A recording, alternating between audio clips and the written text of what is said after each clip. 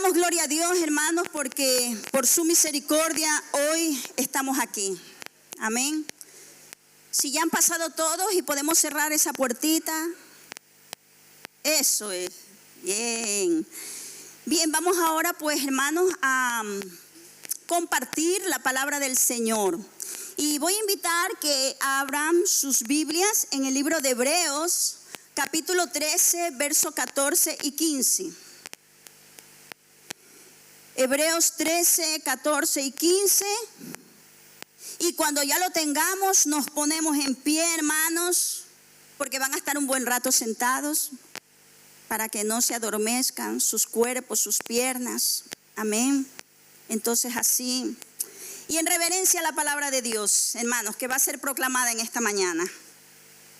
Hebreos capítulo 13, verso 14 y 15.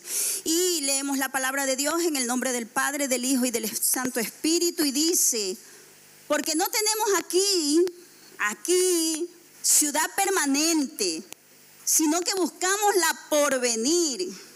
Así que ofrezcamos siempre a Dios por medio de Él. ¿Por medio de quién? De Cristo. Sacrificio de alabanza, es decir, fruto de labios que confiesan su nombre. Y voy a añadir un verso más en el Salmo 50, 23. Dice: el que sacrifica alabanza me honrará, y al que ordenare su camino le mostraré la salvación de Dios. Padre que estás en los cielos, en la tierra y en todo lugar, en el nombre de Jesús, Señor, creemos que el cielo, Señor, es tu morada y la tierra, Señor, es estrado de tus pies. En esta mañana, Señor, queremos alabar y bendecir tu nombre, oh Padre, porque eres digno, Señor, de suprema adoración, de suprema alabanza, Señor, porque en ti somos, porque en ti nos movemos, porque en ti vivimos, oh Dios, por medio de tu amor precioso, Señor, que nos has rescatado, Señor, de tanta maldad, oh Dios, de tanta inmundicia, oh Padre. Nos has traído a tu reino de luz, Señor. Nos has limpiado, Señor, y nos estás transformando cada día, Señor. Gracias, Padre, en el nombre de Jesús, por mostrarnos que hay un camino mejor, Señor, que es el camino que tú has trazado, Señor, para tus hijos, Padre. Gracias, oh Jesús, por morir en la cruz por nosotros, Señor. Gracias por pagar el precio de nuestros pecados, de nuestra maldad, Señor, y por medio de tu sangre hemos sido limpiados, Señor Jesús. Por medio de ti, oh Dios, hoy tenemos entrada, Señor, al trono celestial, para acercarnos al Padre, invocando tu nombre, Jesús. Tenemos libre acceso, Señor. Gracias, oh Dios. Oh Padre, en esta mañana queremos suplicarte, oh Padre, que tu palabra corra, Señor, como el río, Dios, que inunde los corazones, Señor, y que tu Santo Espíritu obre en nuestras vidas, Padre, para cambiar, Señor, para adorarte más y mejor, para conocerte aún más, en el nombre de Jesús, Señor. Bendice a todas las personas, oh Padre, que van a escuchar este mensaje, Señor, tu palabra, oh Dios. En el nombre poderoso de Jesús te damos gloria, honra, honor, Señor. Tuyo es el reino hoy y por todos los siglos, Señor. En el nombre de Jesús. Amén y amén. Dios bendiga, y podéis tomar asiento, hermanos. Iglesia, amigos, amigas que nos visitan. Bien, hoy en día la palabra sacrificio es como, me parece que el pueblo de Dios, la iglesia, aún no ha entendido su verdadero significado. Y he escuchado opinar a algunos y dicen: pero si Jesucristo ya se sacrificó, por tanto no tenemos necesidad de nosotros hacer sacrificios.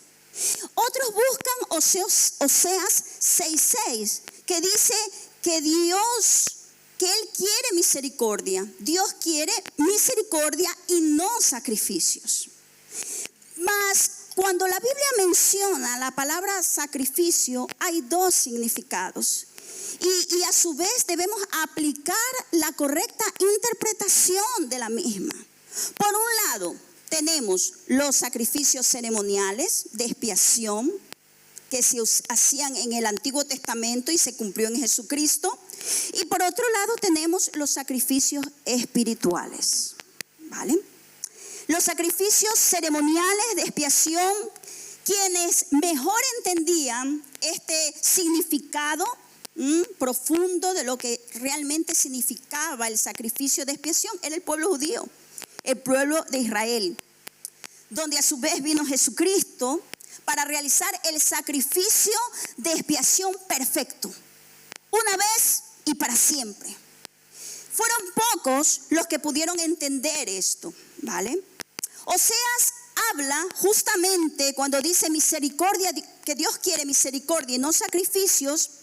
Él está hablando de esta clase de sacrificios, es decir, se refiere a los sacrificios de animales que los hebreos ofrecían en el templo para cubrir sus pecados. El animal llevaba la culpa de los pecados de la persona que sacrificaba el animal.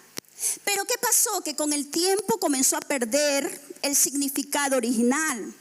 El pueblo de Israel seguía ofreciendo estos sacrificios de animales, pero de una forma ya mecánica, de una forma sin vida. Habían perdido la esencia del sacrificio, es decir, habían perdido la esencia del significado de la expiación. Lo que Dios les estaba diciendo es, dense en cuenta cuán grave es a mis ojos el pecado que debe morir alguien.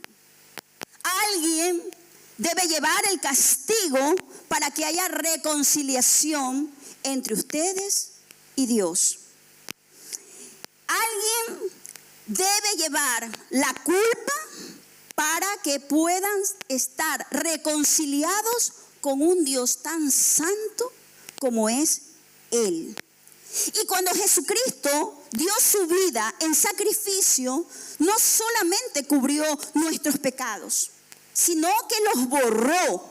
Y sus efectos se hacen efectivos solamente en aquellos que se arrepienten y abren su corazón a Él y permiten que su Espíritu Santo comience a realizar su obra transformadora en nuestras vidas. Hebreos 13, versos 14 y 15 es un versículo que los judíos lo entendían perfectamente, porque Dios estaba hablando no solamente a un pueblo judío, sino a un pueblo cristiano, a la iglesia redimida por la sangre de Jesús. Y como iglesia sabían que ya no se trataba de matar animales y ofrecerlo como sacrificio para borrar sus pecados. No, eso ya lo había hecho Jesús una vez y para siempre. Pero sí que entendían que lo que Dios quiere y demanda es que el pueblo, su iglesia entienda que la vida cristiana es una vida de constantes sacrificios, espirituales. Sacrificar alabanza. Alabar a Dios realmente no representa un sacrificio para nosotros, hermanos. Realmente es fácil para los hijos de Dios levantarnos de la cama, dar gracias a Dios por un nuevo día, por la salud, por el trabajo, por el descanso, por la familia, porque tienes un esposo, una esposa maravilloso que Dios te ha dado, unos hijos preciosos y por el trabajo que tienes con el que puedes alimentar a tu familia, etcétera. Hay muchos motivos, ¿no? Porque realmente cuando las situaciones son las mejores, es fácil para nosotros alabar a Dios y cantar y adorar. Qué bueno es alabar a Dios cuando las cosas nos marchan bien. Qué bueno es cuando en la vida no hay problemas. Eso decía una alabanza, qué cosa buena. Pero yo le alabo desde mi quebranto. Y mi Cristo Santo se glorifica dentro de mí. Y eso es realmente sacrificar alabanza. Y eso significa que es muy complicado cuando las cosas nos van mal, pero muy mal. Ahí es, gracias. Wow, gracias. Ahí es cuando la alabanza no fluye. Tengo ganas de llorar, de decirle a Dios, ¿por qué? ¿Es que acaso no me amas? Cuando te sobreviene una enfermedad que no te esperabas. O cuando pierdes el trabajo o lo tienes, pero hay días que son tan complicados, días en que sientes que la gente te odia, tus compañeros te detestan, hasta tus jefes están en tu contra y no sabes por qué. Das lo mejor de ti. O eres buen esposo o esposa y resulta que no hay esa reciprocidad. Amas, pero no hay reciprocidad. O tus hijos sientes como que los estás perdiendo. Muchos se sienten hasta como un burro de carga que solamente están para proveer. Pero no hay esa reciprocidad, ese amor, ese cariño, ese respeto. Te sientes como Simón Bolívar, que una vez dijo, estoy arando en el mar. No hay fruto. Y en esos momentos la alabanza no fluye. No hay ganas de alabar. Pero es en esos momentos y para esos momentos cuando el Señor nos dice, ofrece siempre a Dios por medio de Cristo sacrificio de alabanza, fruto de labios que confiesan su nombre, frutos de labios que dicen que aman a Dios sobre todas las cosas, con toda su mente, con todo tu corazón y con todas tus fuerzas.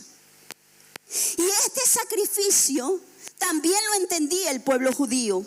El rey David, completamente inspirado por Dios, dijo, Dios no quiere sacrificio que yo lo daría.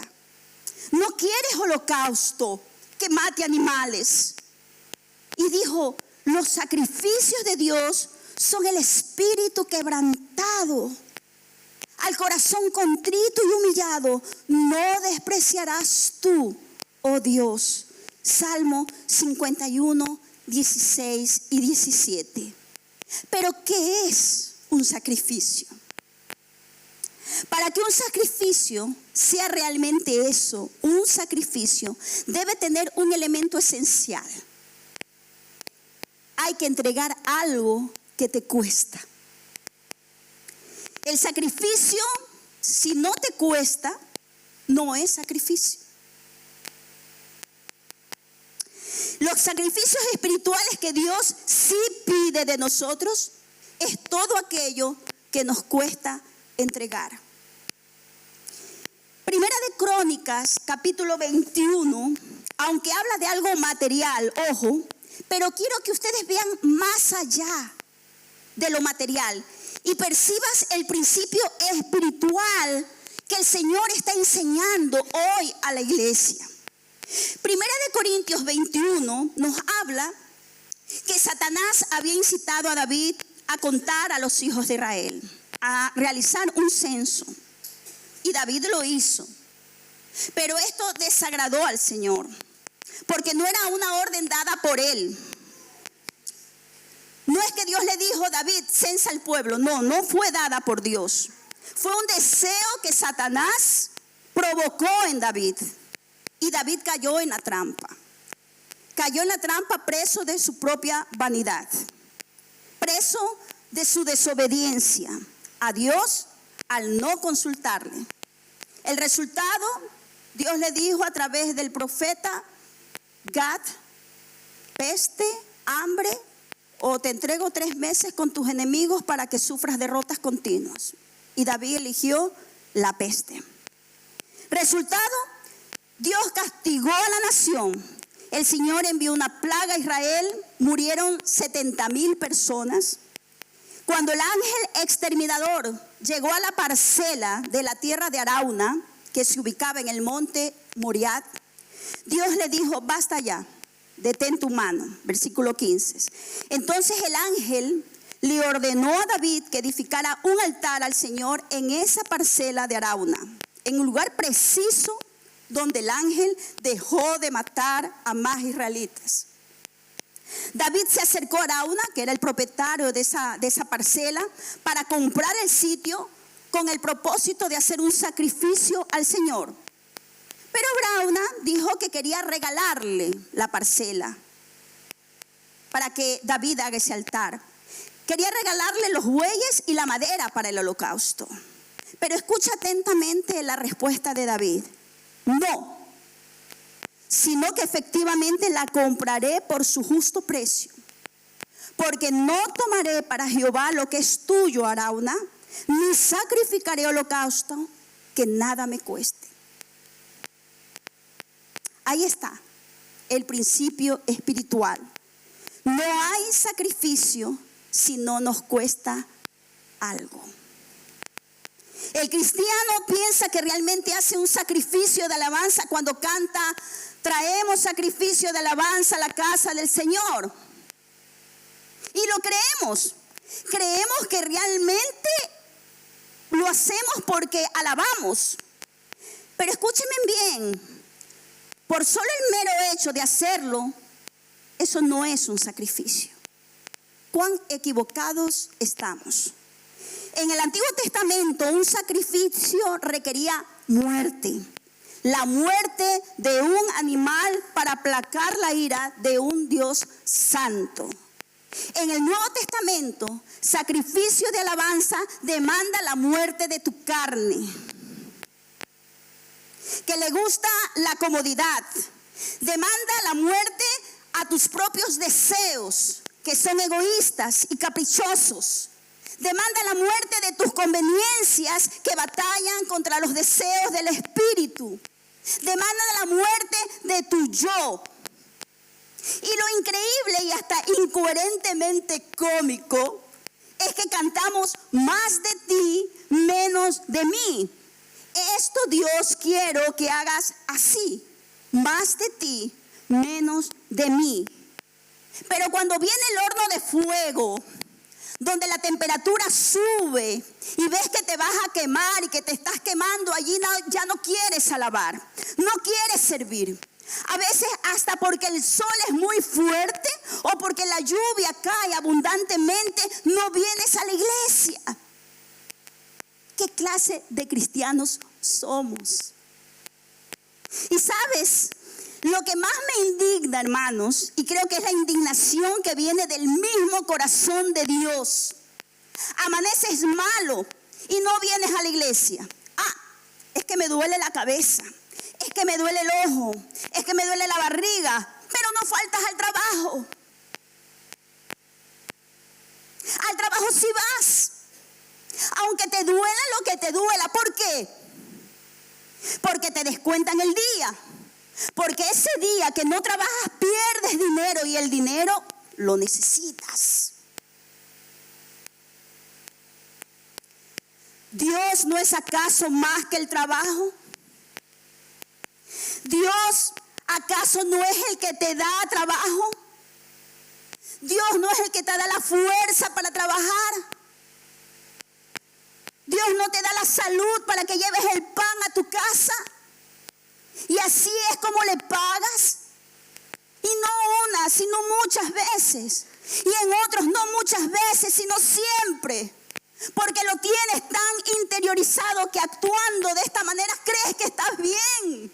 Y no está bien, querido hermano, querida hermana, no está bien. Y no me malinterpreten, hermanos, yo no estoy diciendo que tengas que venir arrastrándote aquí para adorar a Dios o venir a la iglesia. Lo que digo es que seamos coherentes. Si estás malo, estás enfermo, para todo pide la baja médica, falta el trabajo, pero no te comportes de una manera tan indigna ante el Señor, demostrando que todo lo demás es más importante que Dios en tu vida. Siempre recapacito y reflexiono sobre esto. Nos sentimos mal, nos sentimos tristes, quebrantados. No queremos ni alabar ni servir a Dios. A la primera ya queremos abandonar todo. Pero si el todo es el servicio a Dios, porque trabajar donde ganas dinero, eso no hay cómo lo dejes de hacer. Y llegado a este punto, yo no sé lo que creen entender de lo que Dios enseña en su palabra. Pero el servicio a Dios es parte de nuestra adoración a Dios, al Señor. Pero cuando tenemos que elegir, siempre sacrificamos lo que jamás debemos sacrificar. Renunciamos a lo que jamás deberíamos renunciar. Y es alabar a Dios, es servirle a Dios, amar a Dios con hechos y no solo con palabras. Hace tiempo atrás, ya lo he contado, creo, sí. Mi padre falleció a los 83 años de edad. Me dio tristeza, pero al fin y al cabo reflexioné, esa edad es una edad que está bien. Dice la Biblia que los días del hombre son 65 años, o sea, todo lo que vivimos más es un plus que Dios nos regala. Falleció, me dio tristeza, puse esto en las manos de Dios. A los pocos años falleció mi hermano. Y cuando falleció mi hermano con su esposa en un accidente de coche, teniendo 42 años y dejando en orfandad a 3 niños menores de edad, fue el palo más grande que he recibido en mi vida. Y no hablo de lo que sintió mi madre, eso debió haber sido indescriptible, pero hablo de lo que yo sentí. Primero el por qué. Y luego hasta me vino hasta la culpa. Caramba, me dije, hace 2 semanas él me llamó a las 3:30 de la madrugada por el cambio de horario y le respondí con tanto sueño. Y me sentí culpable y me dije, se fue sin que yo le dijera cuánto le amaba. La culpa, pero en esos momentos mi refugio fue Dios y mi iglesia. En el trabajo recuerdo que trabajaba en un bar, ¿recuerdas? Julián y Dori. Trabajaba en un bar, me timaron, me dieron solamente un día cuando me correspondían 3 días. Pero ese domingo recuerdo que yo fui a la iglesia, vine a la iglesia y mientras cantaba, porque sí, cantaba a Dios, lloraba. Ese día comprendí lo que era un sacrificio de alabanza. Mientras lloraba y cantaba, alguien me tocó la espalda. No recuerdo quién fue, si fue Marisa o Maripé, pero qué bien que se sintió. Me sentí consolada, fortalecida, porque Dios es bueno. Y hay personas que responden de formas diferentes a las dificultades, sean pérdidas, sean estrés, sean pruebas duras. Primero veo que hay personas que inmediatamente cambian las prioridades. Dios deja de ser su prioridad. Servirle a Dios deja de ser su prioridad. Y la prioridad es retirarse como Elías, esconderse en una cueva y ver pasar la vida y después de X tiempos vuelven. Sí, lo dice la Biblia, pero ¿es lo correcto? Pregunto, ¿fue correcto que Elías lo hiciera? Acuérdense en que Elías fue un varón de Dios, futuro testigo en la época que se avecina. Pero dice la Biblia también que fue un hombre sujeto a pasiones como cualquiera de nosotros. Otros reaccionan con un declaro por fe que esto no me hará daño, cuando realmente lo está haciendo. Se olvidan de que no se trata de confiar en tus declaraciones de fe, sino en lo que Dios ha declarado en su palabra y la confianza que debes poner en la palabra de Dios. Otra reacción es hundirse, como si cayeras en un río correntoso y no luchas y te dejas arrastrar por la corriente hasta que te hundes y desapareces. Pero la única opción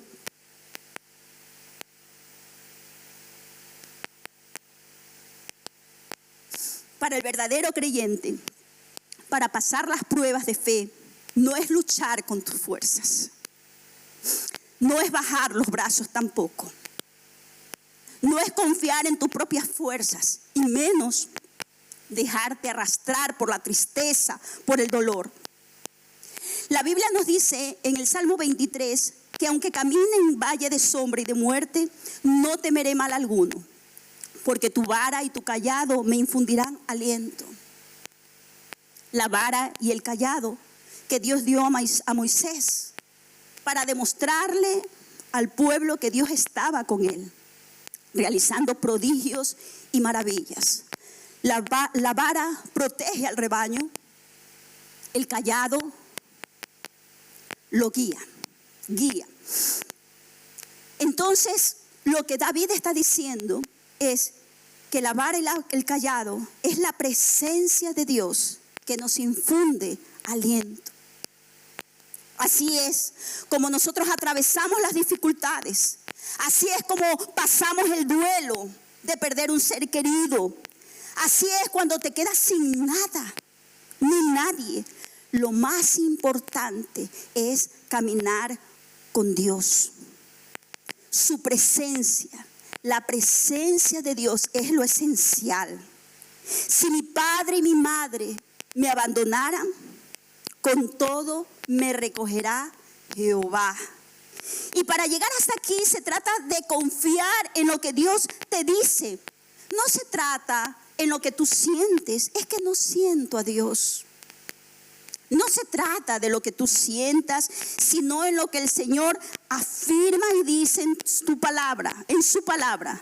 Lo sientas o no lo sientas. Es más, lo creas o no creas. Si tú no crees, la palabra de Dios no va a variar. ¿Saben por qué? Porque la palabra de Dios es la verdad absoluta, tallada en tablas de tungsteno, el metal más resistente que existe, más que el titanio.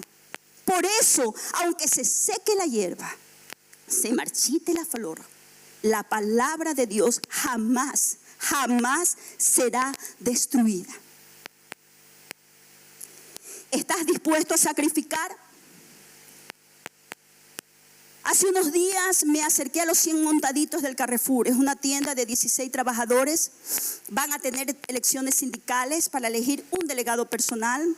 Y me pasaron el preaviso. Esas elecciones han sido organizadas por otro sindicato. Pero el sindicato que yo represento me dijo, oye, pasa, visítales. Queremos ver si también quiere algún trabajador querer participar como candidato nuestro. Hablé con la candidata del otro sindicato, hablé con ella, le expliqué los beneficios de afiliarse con nosotros, las cuotas de afiliación que son las más bajas que hay, etcétera. Mientras que las nuestras son 5 euros, la de comisiones obreras llega a 43 euros, etcétera, etcétera.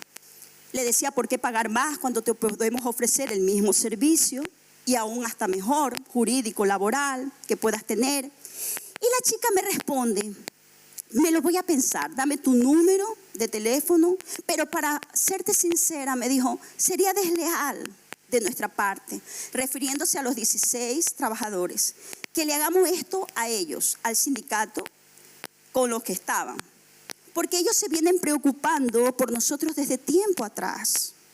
Y yo le expliqué, bueno, es que a mí realmente recién me han liberado, por eso ahora tengo más autonomía para recorrer tiendas. Y le pregunto, ¿prefieres entonces pagar más? Y me respondió, sí, porque hay que ser agradecido.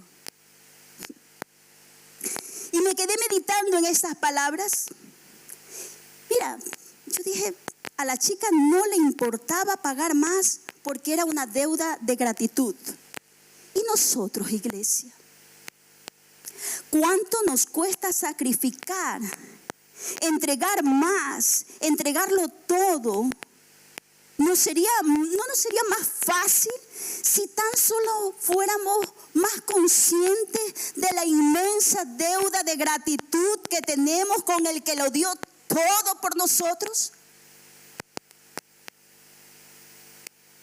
En esta mañana el Señor nos está llevando a reflexionar, meditar. ¿Qué estás sacrificando al Señor? Es probable que estés pasando un tiempo muy complicado, pero la adversidad no puede vencerte. Jesús, para darte el perdón de pecados, liberación y salvación, tuvo que sacrificar. Hubiera podido quedarse en cualquier otro sitio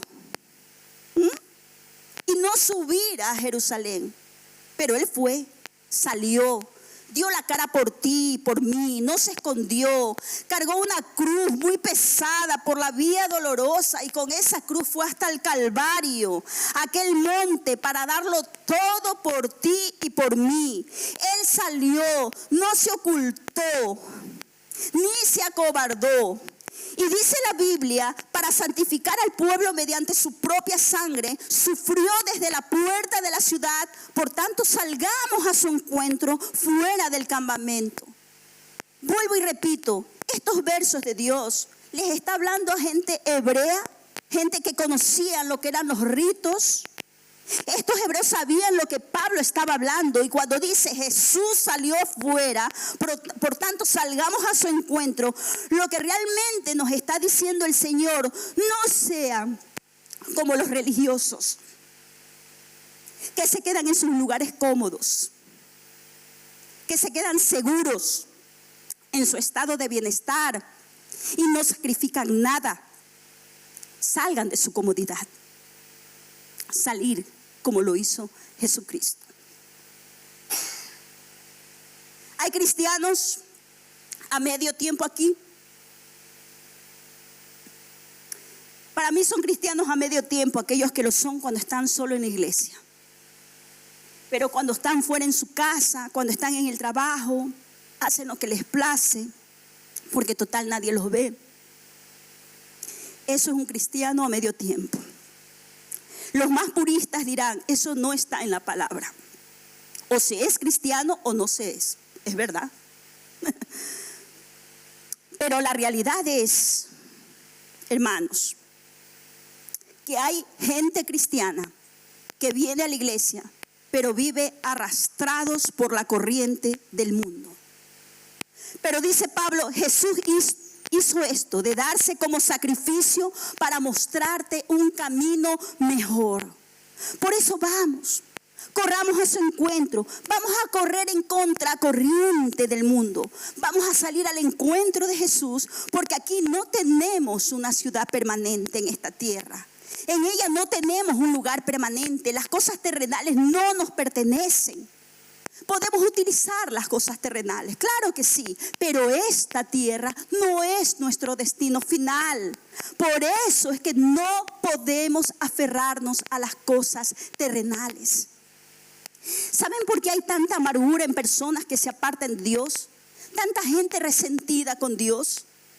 Escuchaba una hermana en una reunión de grupo de hogar y hablaba de un amigo que fue cristiano pero perdió a su hijo, y ese hecho lo llenó de amargura y no quiso saber más de Dios.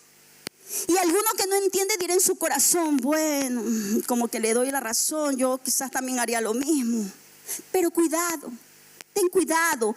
En primer lugar, el cristiano debe entender que lo que tienes no es tuyo. Las personas no son tuyas. Tus hijos no son tuyos, no son tu propiedad. Ni hijos, ni marido, ni mujer, ni personas, ni cosas son tuyas. Nada es nuestro. Todo es de Dios. Ni la vida que tenemos es nuestra, es de Dios. Y mientras estamos en la tierra, solo somos administradores de todo lo que Él ha puesto en nuestra mano. Si entendiéramos esta verdad, entenderías el por qué dijo Job cuando perdió sus bienes, cuando perdió sus hijos. Dios dio y también quitó. Sea el nombre de Dios bendito. No busques a Dios solo para recibir, porque Él te va a dar. Él te va a dar, porque Él es bueno. Mas búscalo sinceramente porque anhelas amarlo, porque anhelas conocerle más, entender el maravilloso Dios que es. Romanos 12:1-9 dice, así que hermanos, os ruego por las misericordias de Dios, que presentéis vuestros cuerpos en sacrificio vivo, santo, agradable a Dios, que es vuestro culto racional. ¿Saben, hermanos? Todo el Nuevo Testamento fue escrito para la iglesia, para una iglesia que estaba atravesando situaciones muy complicadas. Sufrían persecución. Cristianos que tenían que esconderse para reunirse y alabar al Señor. Porque si los sorprendían, eran encarcelados. Y cuando eran encarcelados, solamente tenían este trato: o adoraban al emperador de Roma como Dios y negaban a Jesucristo como verdadero Dios. Los que negaban su nombre, negaban a Jesús, salían. Los que aceptaban adorar al emperador, los que aceptaban adorar, salían. Pero los que negaban a Jesús eran masacrados, eran martirizados. Por eso la palabra de Dios nos anima siempre que, aunque estés atravesando las situaciones más difíciles, ofrezcamos a Dios siempre por medio de él sacrificio de alabanza, es decir, fruto de labios que confiesan verdaderamente su nombre. ¿Y cuál es este sacrificio? ¿Cuál es ese sacrificio? Que aunque la carne sea débil y sufras, alaba a Dios. Jesús ya lo hizo todo por mí, por ti. Solo nos pide sacrificar alabando su nombre siempre en gratitud, obediencia y adoración a él. Lo peor ya lo sufrió Cristo. Lo que estás viviendo no llega, no se compara, ni se comparará jamás a lo que Cristo sufrió. Si hay alguien en esta sala que tiene un doctorado en sufrimiento y en sacrificio, ese es Jesús. Y lo tiene con el honor más alto que pueda dar una universidad, conocido como el Summa Cum Laude, que significa con los máximos honores. Y tenemos verdaderos héroes de la fe en el libro de Hebreos, que nos inspiran para continuar con la lucha, porque vale la pena caminar transitando por este mundo hacia nuestra ciudad eterna. Pero hay héroes que no están mencionados en Hebreos 11. Y hoy quiero contarte de uno llamado Horatio Spafford. ¿Has oído hablar de él?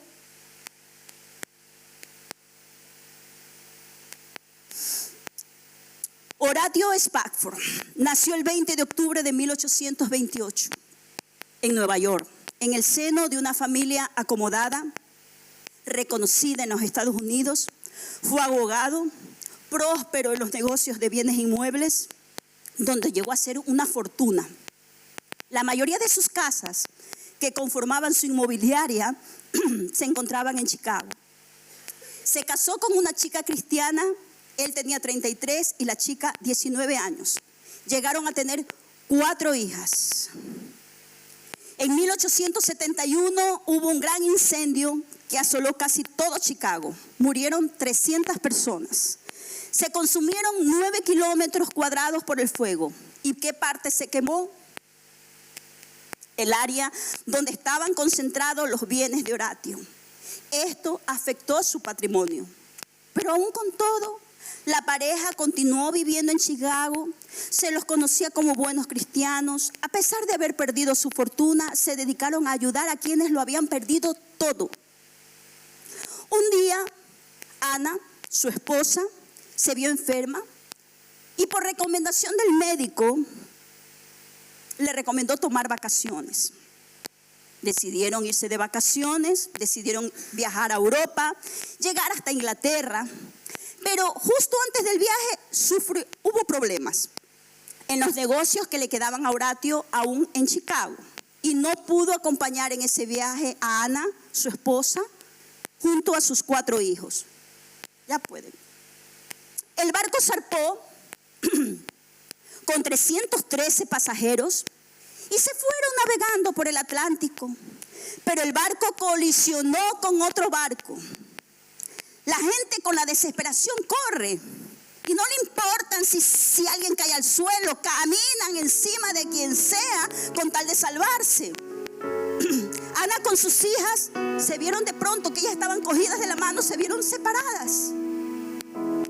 la multitud enloquecida, porque la gente solo veía el barco hundiéndose. El barco naufragó, muriendo 226 personas. De la familia de Horatio, solo sobrevivió su esposa. Sus 4 hijas perecieron, de 11, de 9, de 5 y 2 años de edad. Y lo peor es que sus cuerpos nunca aparecieron. Como el cuerpo de tantos que perecieron, el mar se los tragó. Ana tuvo que ser custodiada para que no se quitara la vida, presa de un dolor insoportable. Pero en su biografía dice que estando en ese lapsus de demencia, escuchó una voz que le dijo: has sobrevivido para un propósito, Ana. Y estas palabras le trajeron paz. Luego del accidente ella declaró: Dios me dio 4 hijas, ahora ya no las tengo, pero un día entenderé el porqué.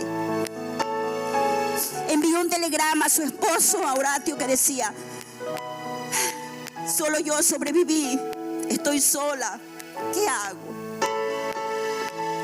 Horatio, al recibir el telegrama, viajó de inmediato para encontrarse con su esposa en Inglaterra, y cuando viajaba por barco y al pasar por el mismo sitio donde naufragó aquel barco, donde perdió a sus hijas, dijo: no pienso que mis hijas están allí, ellas están a salvo, cubiertas en los brazos del Cordero de Dios. Esa noche escribió este poema, que años más tarde le pondrían música, esta música, y que por cientos de años y hasta hoy la conocemos como Estoy bien. El poema que escribió esa noche Horatio, en su traducción literal al español, es la siguiente: cuando la paz como un río atiende mi camino, cuando las penas ruedan como las olas del mar, cualquiera sea mi parte, me has enseñado a decir: estoy bien, estaré bien con mi alma. Aunque Satán golpee, aunque vengan las pruebas, esa bendita esperanza está al control, que Cristo ha observado mi desesperada situación y ha derramado su propia sangre por mi alma. Mi pecado, la dicha de este glorioso pensamiento, mi pecado, no en parte, sino en su totalidad, está clavado en la cruz y ya no lo cargo más. Alaba al Señor, oh alma mía, oh Señor, apresura el día en que veas mi fe. Las nubes se enrollarán como un pergamino, la trompeta resonará y el Señor descenderá. Allí entonces estará bien mi alma. La música fue compuesta por Philip Paul Bliss, que es otra historia también tremenda, en 1876. La melodía la llamó como el barco en que fallecieron las 4 hijas de Horatio, Bill de Ubre. Hay varias versiones en este himno en español, algunas más apegadas al texto original que otras, pero en general la sección que más cambia es el coro, puesto que no hay una traducción exacta que nos transmita la idea del autor al escribir It's well with my soul. Algunas versiones dejan el coro como está bien con mi alma, estoy bien con mi Dios o tengo paz. Escuchémosla.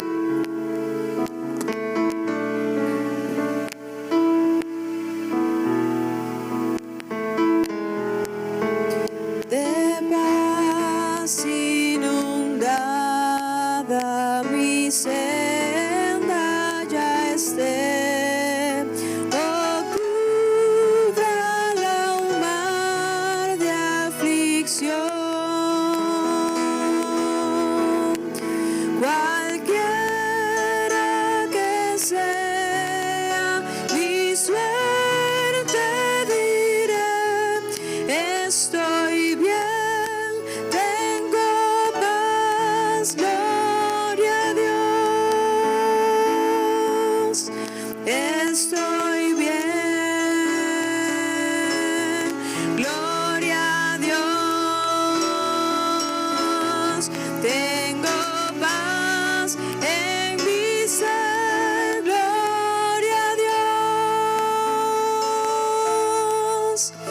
Oh, cuánto me gozo en su salvación.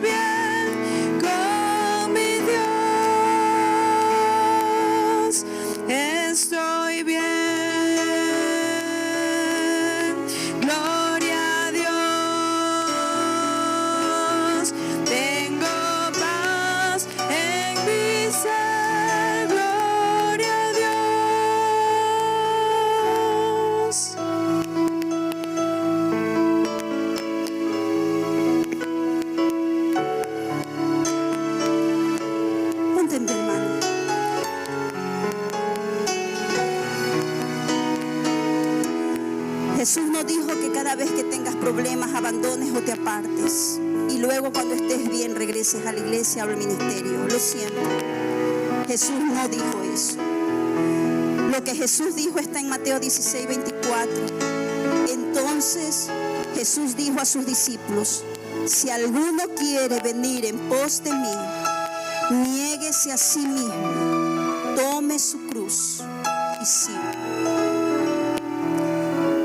Padre Santo que estás en los cielos, alabado sea tu nombre, glorioso y santo, Señor. Te alabo, oh Dios, porque tú eres, oh Padre, Dios grande y todopoderoso. Tú eres nuestra protección, tú eres nuestra guía, Señor. Tú eres nuestra roca y eres nuestro refugio. Señor, aunque venga la tempestad, aunque venga el fuego, Señor, queremos y nuestro anhelo es permanecer fieles, Señor. Ayúdanos, oh Padre, que tu Santo Espíritu, Señor, en esta mañana nos lleva a entender, Señor, la grandeza del poder del Dios grande y único y verdadero que tenemos. Que lo externo no venza, Señor, lo que tú has hecho en nuestras vidas. Que lo que has hecho en nosotros, la simiente nueva que nos has dado, por medio de tu Espíritu Santo, Señor, con ella podamos vencer todo obstáculo, toda prueba, toda dificultad, en el nombre de Jesús. Ayúdanos, Señor, a sacrificar alabanza, Señor. Que nuestros labios den fruto de adoración a ti, Señor. En el nombre de Jesús, te alabo y te bendigo.